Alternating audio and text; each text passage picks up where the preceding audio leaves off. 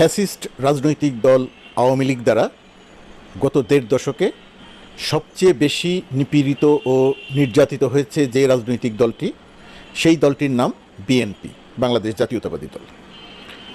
ছাত্র জনতা অভ্যুত্থান ঘটিয়ে, রক্তাক্ত অভ্যুত্থান ঘটিয়ে ফ্যাসিস্ট শেখ হাসিনার আওয়ামী লীগকে, শেখ হাসিনা সহ সকল নেতাদেরকে বাংলাদেশ থেকে বিতাড়িত করেছে। ক্ষমতার পতন হয়েছে, বাংলাদেশ থেকে পালিয়ে গেছে তারা। সেই রাজনৈতিক দলটির বিরুদ্ধে অন্তর্বর্তীকালীন সরকার যখন একটা ব্যবস্থা নেওয়ার উদ্যোগ নেয়, বৈষম্য বিরোধী ছাত্র আন্দোলন যারা এই অভ্যুত্থানের নেতৃত্ব দিয়েছে, নিঃসন্দেহে তাদের সেই নেতৃত্বের নেপথ্যে বা পিছনে বিএনপি সহ সব রাজনৈতিক দলের অংশগ্রহণ ছিল, এটাকে অস্বীকার করার কোনো কারণ নেই, করছিও না। কিন্তু নেতৃত্বটা ছাত্ররা দিয়েছে, ছাত্র জনতা দিয়েছে। ১,৫০০-এর বেশি মানুষকে শেখ হাসিনা হত্যা করেছে, ১,৫০০-এর বেশি শহীদ হয়েছেন শেখ হাসিনার বুলেটে। তো সেই শেখ হাসিনার আওয়ামী লীগকে যখন নিষিদ্ধের উদ্যোগ আসে, তখন বিএনপি যে বক্তব্য দেয়, তখন বিএনপির সেই বক্তব্য একেবারেই পরিষ্কার নয়।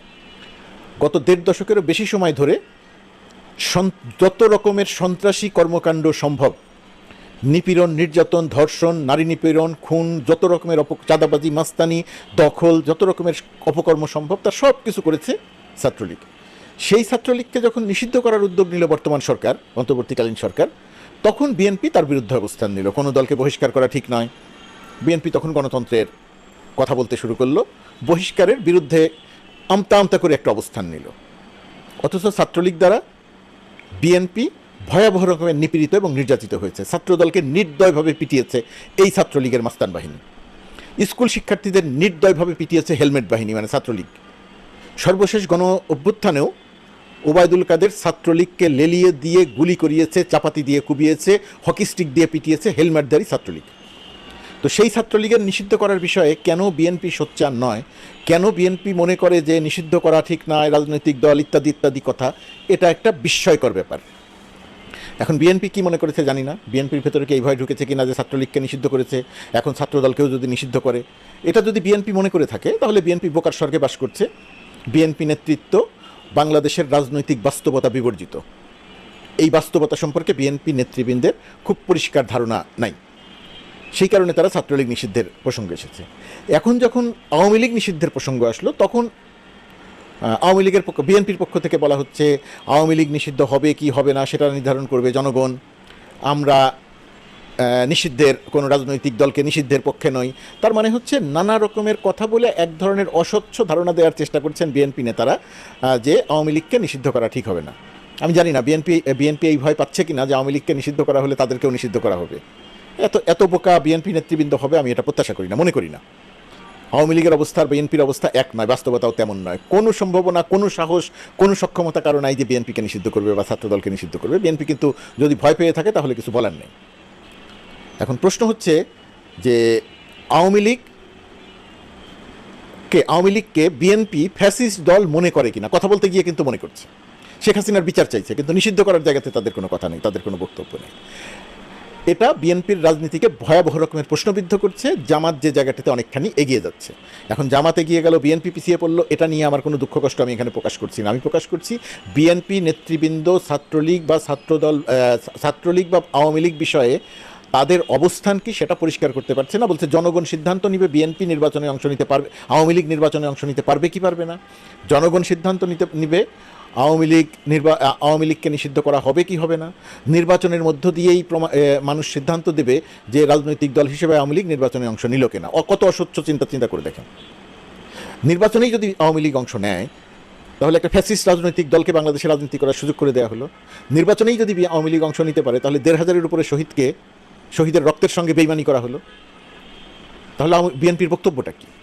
আবার তত্ত্বাবধায়ক সরকারের প্রধান ডক্টর মোহাম্মদ ইউনূস ডেইলি স্টারের সঙ্গে সাক্ষাৎকারে বলছেন, যেহেতু বিএনপি ইতিমধ্যেই বলেছে যে আওয়ামী লীগ নির্বাচনে অংশ নিলে তাদের কোনো সমস্যা নাই, সুতরাং ডক্টর ইউনূস অন্তর্বর্তীকালীন সরকার বিএনপির সঙ্গে কোনো বিরোধে জড়াতে চায় না। বিএনপি যদি মনে করে আওয়ামী লীগ অংশ নিতে পারে নির্বাচনে, তাহলে তত্ত্বাবধায়ক সরকার ওই জায়গাতে ছাড় দিবে, কঠোর হবে না, তারা বিচার করবে, কিন্তু আওয়ামী লীগকে নির্বাচনে অংশ নিতে দিবে। প্রশ্ন হচ্ছে এত বড় ফ্যাসিস্ট একটি রাজনৈতিক দল, গণহত্যাকারী একটা রাজনৈতিক দল, গণতন্ত্র ধ্বংসকারী একটি রাজনৈতিক দল, কেন বিচার ছাড়া নির্বাচনে অংশ নিতে পারবে এবং সেই জায়গাটিতে বিএনপির আমতা আমতা অবস্থান থাকবে, পরিষ্কার বক্তব্য থাকবে না? এটা একটি বিস্ময়কর রকমের প্রশ্ন। এই প্রশ্নের জবাব বিএনপিকে পরিষ্কার করতে হবে। বিএনপি যদি এই প্রশ্নের জবাব পরিষ্কার না করে, আখেরে ক্ষতি বিএনপিরই হবে। এটা বিএনপিকে বুঝতে হবে। এখন আওয়ামী লীগের রাজনীতি যদি বলি, একটি সমীকরণ তৈরি করার চেষ্টা করা হয়েছে যে শেখ হাসিনার অপকর্ম দিয়ে বঙ্গবন্ধুকে বা শেখ মুজিবকে বিচার করা হবে না। আওয়ামী লীগ এত বড় ফ্যাসিস্ট রাজনৈতিক দল যে শেখ মুজিবুর রহমানকে যে বঙ্গবন্ধু বলে না, তাকে তারা রাজাকার বলে, সে যত বড় মুক্তিযোদ্ধাই হোক। কেমন ফ্যাসিস্ট রাজনৈতিক দল!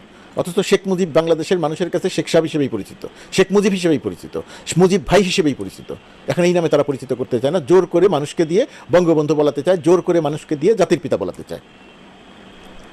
যখন মাহফুজ আলম এই বৈষম্য বিরোধী ছাত্র আন্দোলনের নেতা এবং বর্তমানে উপদেষ্টা বঙ্গভবনের দরবার হল থেকে যখন শেখ মুজিবের ছবি অপসারণ করলো, তখন রিজভী আহমেদ একটা বক্তব্য দিলেন যে তারা এরকম রাজনীতি করতে চায় না, আওয়ামী লীগ যা করেছে বিএনপিও তা করতে চায় না, এই বঙ্গবন্ধুর ছবি নামানোকে বিএনপি সমর্থন করে না এবং শেখ মুজিবের ছবি নামানোকে বিএনপি সমর্থন করে না, ইত্যাদি ইত্যাদি।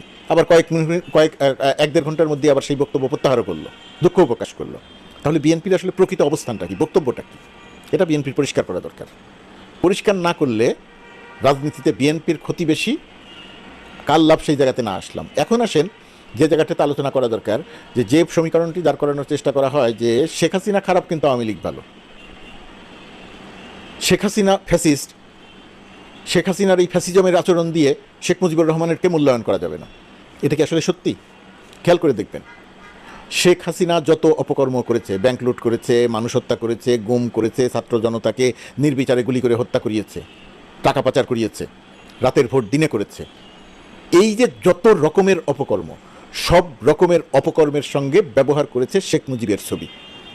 শেখ মুজিবের ছবি ব্যবহার করে ব্যাংক লুট করেছে, শেখ মুজিবের ছবি ব্যবহার করে নারী ধর্ষণ করেছে ছাত্রলীগ, শেখ মুজিবের ছবি ব্যবহার করে আওয়ামী লীগ মানুষকে গুম করেছে, শেখ মুজিবের ছবি ব্যবহার করে আওয়ামী লীগ ছাত্র জনতার উপরে নির্বিচারে গুলি করেছে।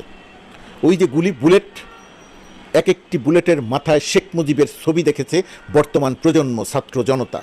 শেখ মুজিবের ছবি বুলেটের মাথায়, ওই বুলেট আঘাত করেছে ছাত্র জনতাকে, নির্বিচারে ছাত্র জনতা শহীদ হয়েছে।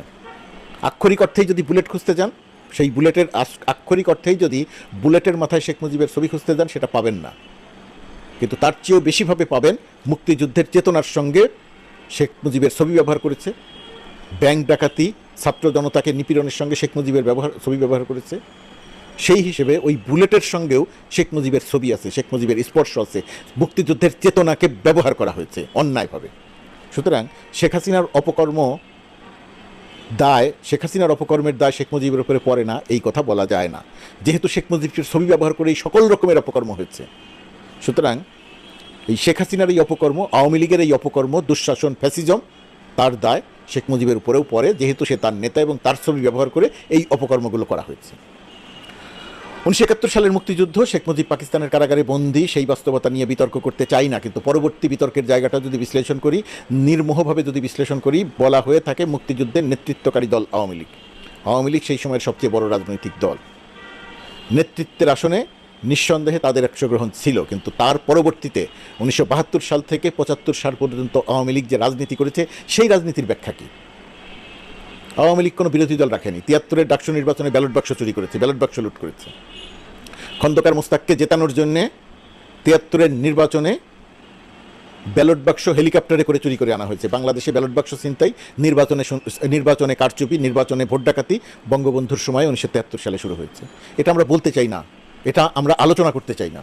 এখানে আমরা একটা মিথ তৈরি করে রেখেছি যে আওয়ামী লীগ মুক্তিযুদ্ধের নেতৃত্ব দানকারী রাজনৈতিক দল। হ্যাঁ, নেতৃত্ব সেই সময় আওয়ামী লীগই ছিল, অন্যান্য ছোটো আর অনেক দল ছিল, সব দলের অংশগ্রহণ ছিল, বাংলাদেশের প্রায় সব মানুষ মুক্তিযুদ্ধে অংশ নিয়েছিল। কিন্তু আওয়ামী লীগ যেভাবে মুক্তিযুদ্ধের চেতনার ধারক বাহক হয়ে যায় এবং সেটাকে ব্যবহার করে যে অপকর্ম করে, সেই অপকর্ম শুধু শেখ হাসিনাই করে নাই, সেই অপকর্ম 1972 সাল থেকে 75 সাল পর্যন্তও হয়েছে। বাংলাদেশে প্রথম ক্রসফায়ারের ঘটনা ঘটেছে সিরাজ শিকদারকে হত্যা করে। শেখ মুজিব যখন বলেছেন আজ সিরাজ শিকদার কোথায়, সিরাজ শিকদার, তো সিরাজ শিকদারকে হত্যা করে তো ক্রসফায়ারের ঘটনা ঘটেছে। তো সেই কাজটা কে করেছে? শেখ মুজিবের সরকার করেছে। তো এই মিথগুলো তো নিয়ে আমাদের কথা বলতে হবে।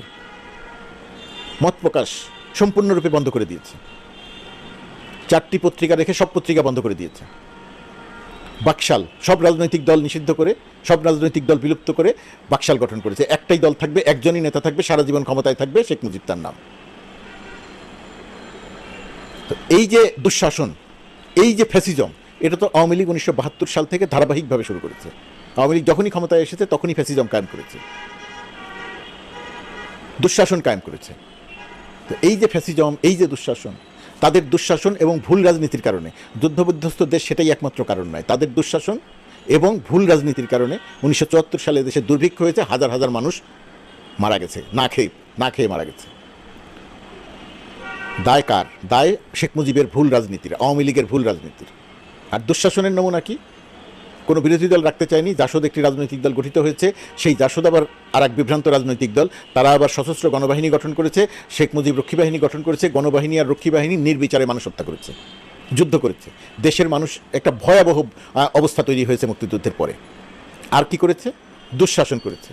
আওয়ামী লীগের নেতারা স্বাধীন বাংলাদেশে লুটপাট করেছে, বিহারীদের বাড়িঘর দখল করেছে, হিন্দুদের বাড়িঘর দখল করেছে, হিন্দুদের বাড়িঘরের সম্পদ লুট করেছে।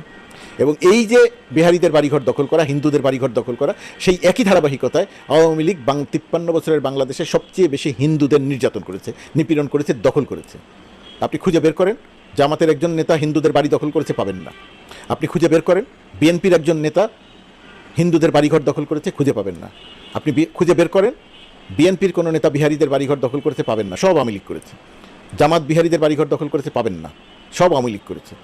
তো আওয়ামী লীগ আসলে 1972 সাল থেকেই একটা ফ্যাসিস্ট রাজনৈতিক দল, একটা দুঃশাসন কায়েম করা রাজনৈতিক দল, একটা লুটেরা রাজনৈতিক দল।